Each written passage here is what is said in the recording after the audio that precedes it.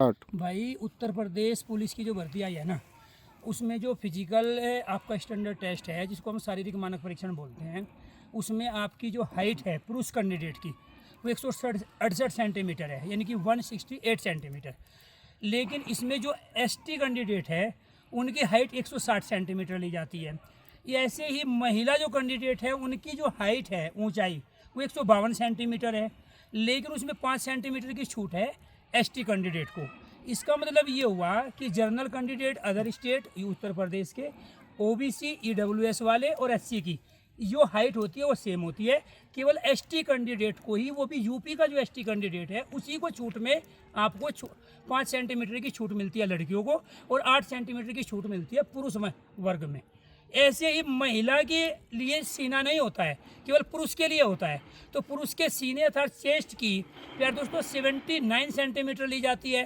फुलाव के साथ 5 सेंटीमीटर होनी चाहिए, यानी कि फुलाव के साथ 84 सेंटीमीटर आपका सीना होना चाहिए पुरुष कैंडिडेट का। महिला जो कैंडिडेट है ना, उसे चेस्ट नहीं नापा जाता है, उसका केवल वेट होता है, और वो 40 किलो वेट होना चाहिए उसके अंदर।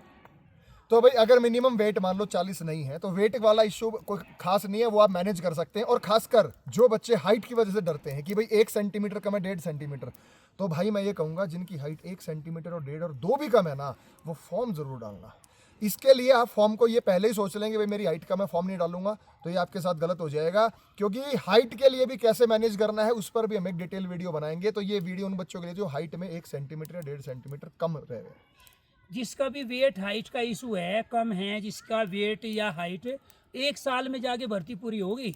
1 साल में आपकी जो एज होती है ना 18 से 22 साल या 25 साल, उसमें ग्रोथ होता है, और किसी के भी शरीर का ग्रोथ होता है। तो इसीलिए आपको ध्यान रखना, अगर 1 से 2 सेंटीमीटर आपकी ऊंचाई कम है तो फार्म जरूर भरो। वो 2 सेंटीमीटर का गैप आपका आ जाएगा जब फाइनली आपकी ऊंचाई नपेगी। ऐसे किसी लड़की का अगर वेट 3 किलो कम है, 2 किलो कम है, वेट बढ़ाया जा सकता है कुछ महीनों की तैयारी में, तो उनको भी फार्म भरना है। किसी का वेट ज़्यादा है तो उसको वेट को तोड़ा जा सकता है, तो फार्म भरने से आपको नहीं चूकना है, खासकर उन बच्चों को भी जिनके ऊपर किसी भी तरह की FIR हुई है, ठीक है, लेकिन अभी दोष सिद्ध नहीं हुआ है। अब बेशक किसी भी केस में आपके ऊपर FIR हो, जब तक दोष सिद्ध नहीं होता तो आप आरोप मुक्त हो, फार्म भरो, फाइनल सिलेक्शन लो, बाद में देखेंगे जो भी होगा। ऐसे ही बहुत सारे कैंडिडेट ऐसे होते हैं जिनके डॉक्यूमेंट्स में गलतियां होती है, आधार कार्ड में गलती है, बाकी दूसरे डॉक्यूमेंट्स में गलती है। आप उनको बिना सही कराए पहले फार्म भरो, और बाद में उनको हम सही करा लेंगे।